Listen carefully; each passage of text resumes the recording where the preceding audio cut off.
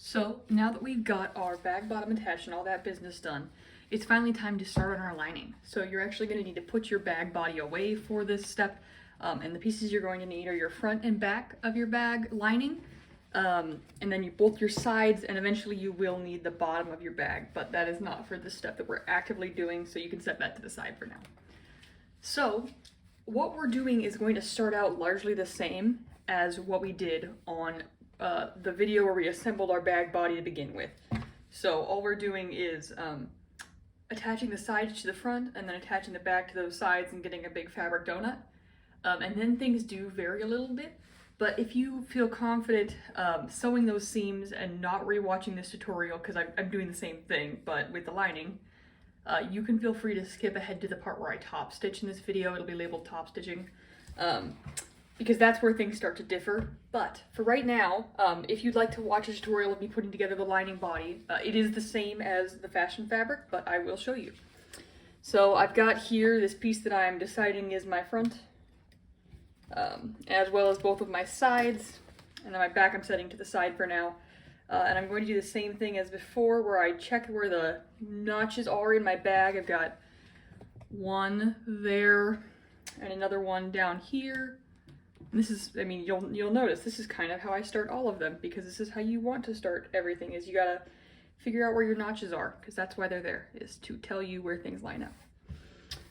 And then I'm going to take my pins, which are over here, and I'm going to pin along this seam, starting with the corners, and with that notch, lining up my stitch seam lines.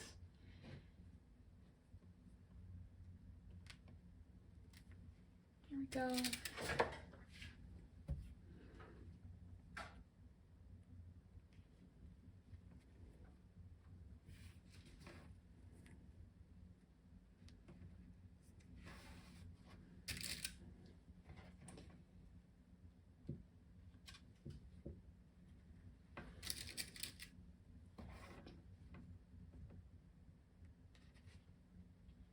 And I'm not going to demo all of these seams, because if you're doing like the step-by-step watch along, you can just rewind, because these seams, they're straight seams. I'm pinning them together, so I think it would be redundant for me to keep videoing that. But once I've got this pinned, I'm gonna head over to my machine and I will show you that bit, and then we can begin the process of top stitching and stuff. So I've got this one all pinned, so I'm gonna head over to the machine and show you how to do it. Over at my machine, we're doing a straight seam, a plain regular seam on our stitching line, and this is what we're going to do for all of the sides, attaching the front and the back and the sides. So I'm gonna back stitch. I'm using a regular stitch of length 2.5 to 3. I'm staying on my marked line.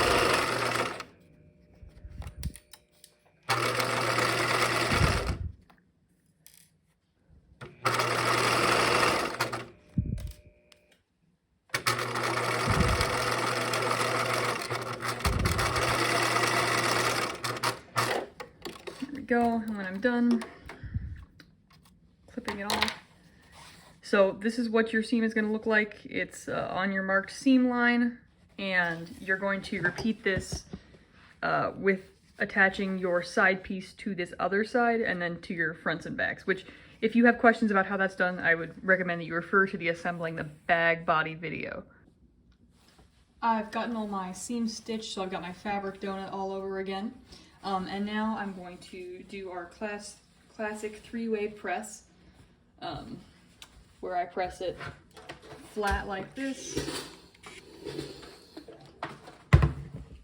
and then open. And I'm going to demonstrate this for you on just the one seam, but we need to do it on all 4 of them in order to do our next step, which is top stitching.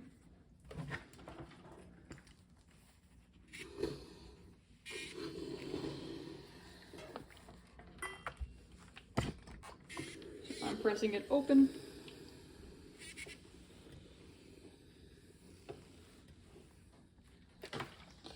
And then I'm gonna flip it and press it from this side.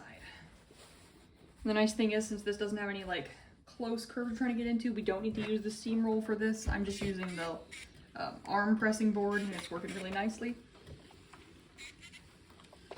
So, once you've done this to all of your seams, you've done your 3-way press to all of them, you're ready for the next step.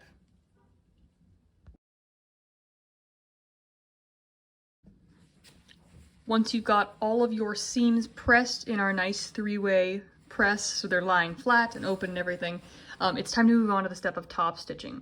So we're going to top stitch all of these seams for a total of 8 rows of top stitching on this bag lining, because we want the lining seam allowance to lay as flat as possible.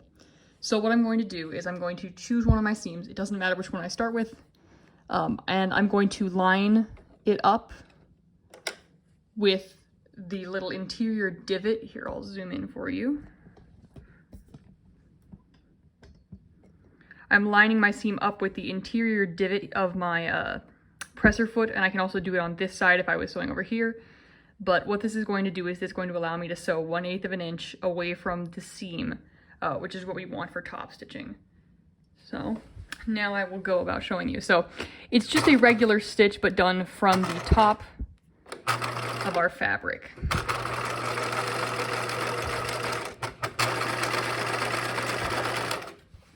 And I'm making sure everything is staying flat as I go.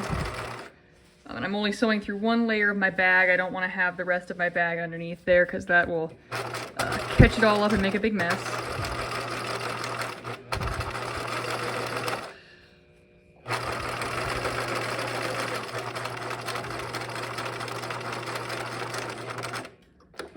Back stitch, and then I clip it off.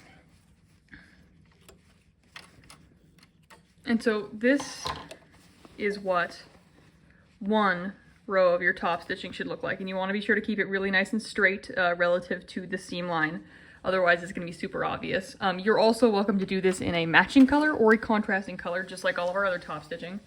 I'm doing mine in red so that it's easier to see on the video. Okay, and so now I'm lining it up with the other side of my presser foot divot. I'm just bringing it back at the top of the same seam, and I'm going to stitch again.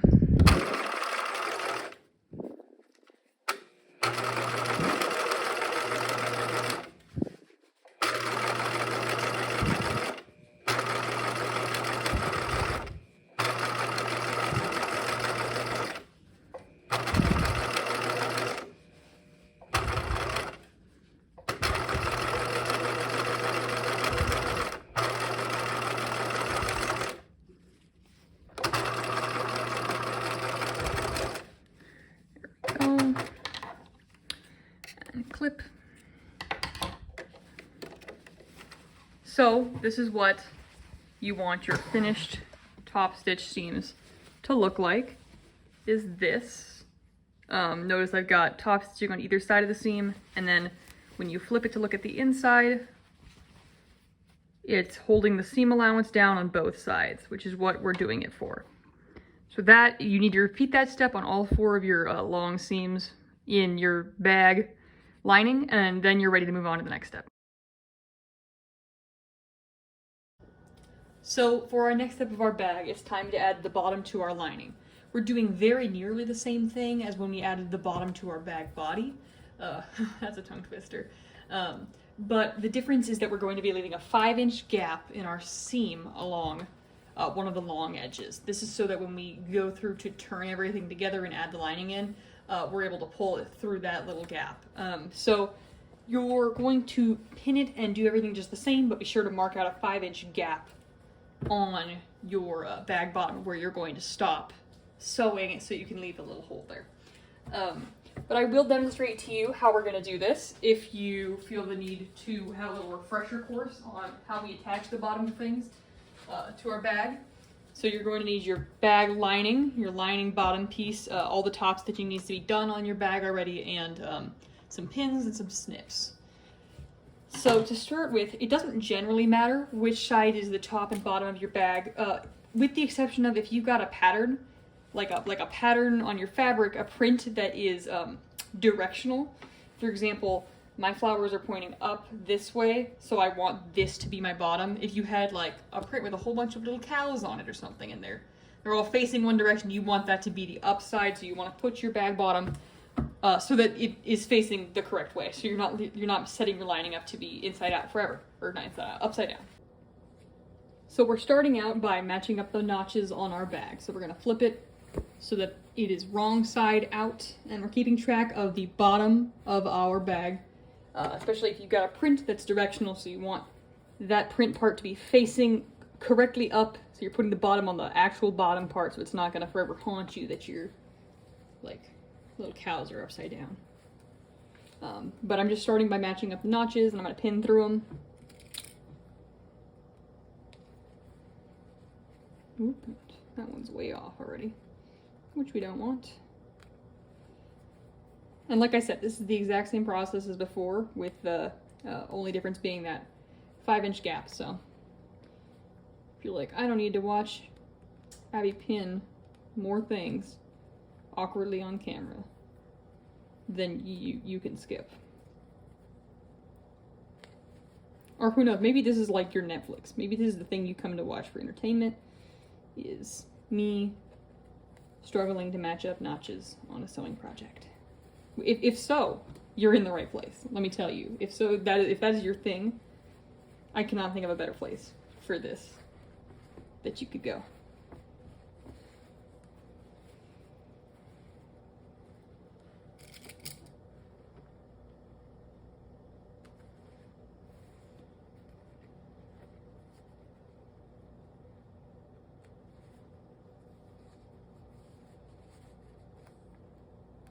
I'm doing the same thing I did last time too, where I want my pins to be on like the bag bottom side, because that's the side I'm going to be sewing from. So I don't want my pins hidden underneath my fabric, where I'll have to like try to anticipate them coming up so I don't run over them with my machine.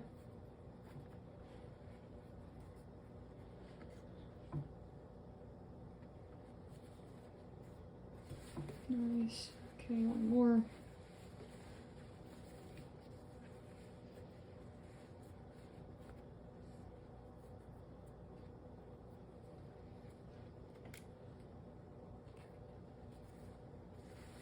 Cool. And so remember, once I get to the corners, I'm going to use my scissors to make little clips to allow it to ease in.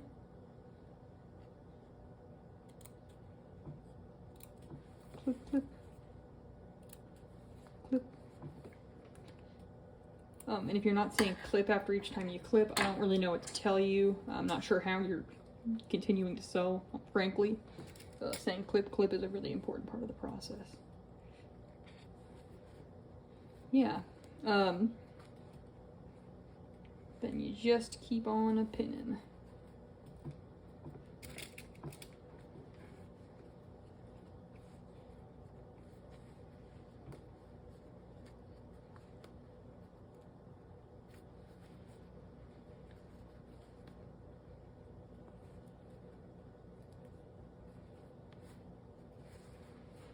And once I finish up this corner, I am going to fast travel to the next video destination. So if you would like to watch and follow along with me doing this, go ahead and rewind over the last little video bit. If you would like a guided tour of each of the corners, they're all the same. I will show you real quick that I'm going to measure out a 5-inch gap before I turn the video off, just because that's the different part. Okay, and so for this step you will need a ruler, which I thankfully have one. And what I'm going to do is the side that I haven't pinned, because I pinned one of these corners, I'm going to start over here on the side that I haven't pinned.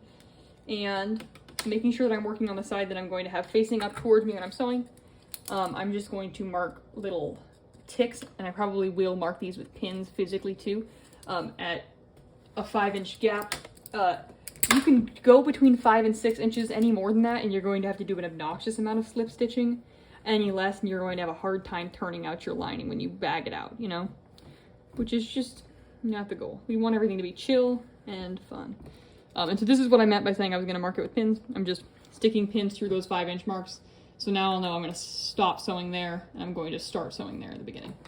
So So that's all for pinning your bag. I'll see you over at the sewing machine next where I'm gonna actually stitch this, and then you'll have your like complete lining piece all made. Now that I'm over at my sewing machine, I'm going to stitch the bottom of my bag on. And what I'm going to do is I'm going to start at one of the little lines I marked for the 5-inch gap. So I'm gonna pull that pin out actually. There we go. And I'm gonna be sure to backstitch really well. At the start and end of this, since I'm not going all the way over, there's gonna be no overlap to extra secure stuff. And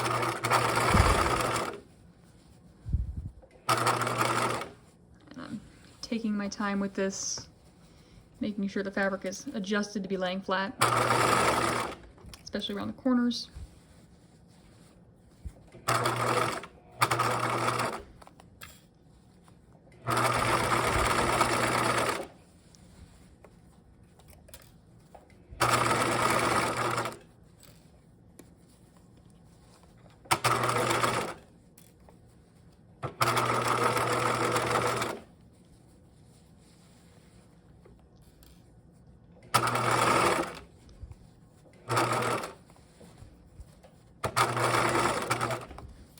And one tip for this is that I am always using my fingers to feel exactly how flat it is right before it goes under the presser foot.